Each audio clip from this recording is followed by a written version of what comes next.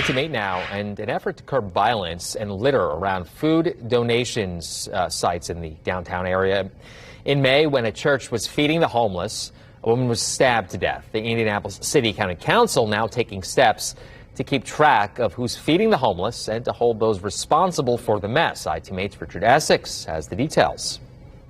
The proposal in front of the City County Council would require groups to register with the city before they can come down and feed the homeless. Failure to do so could cost you a pretty penny. But you can tell because it's always messy afterwards. Cameron is homeless, and he asked that we blur his image for this interview. He told us he spends a fair amount of time in and around University Park, just south of the War Memorial in downtown Indianapolis. He says when the food donation vehicles show up, he leaves. The crowd and the mess is just too much for him. Maybe enforce them to throw away the things that they give them more, you know what I mean? Like pick up after themselves.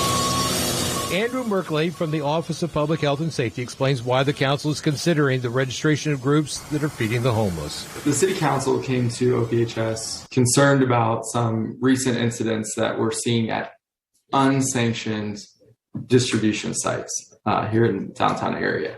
And they were looking for ways in which we could curb some of the issues that we've seen at that site. Those issues include piles of trash left behind after donation events. In May, during a food donation event at University Park, a woman was stabbed to death in broad daylight. University Park is technically owned by the state of Indiana, and the area most often used to feed the homeless is fenced off, and a trash dumpster is in place to combat the litter. Under the proposed ordinance, donations would be allowed in public space as long as the city is notified. Council wanted to give the ordinance a little more teeth.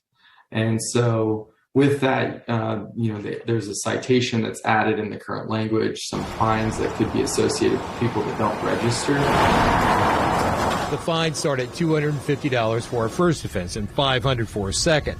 The Office of Public Health and Safety have already put the registration form on their website, and there is no cost to register.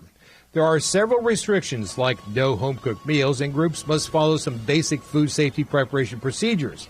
A few groups have called the proposed ordinance an unnecessary hurdle. This is just for us to have general knowledge of who's serving when and what. They seem to understand, and as long as it's not prohibiting people from really doing that important engagement in the homeless camps and helping people get rehoused, there hasn't been a lot of pushback so far. The City County Council will hear this proposal for the first time tonight. In downtown Indianapolis, Richard Essex, Wish TV, iTeam8.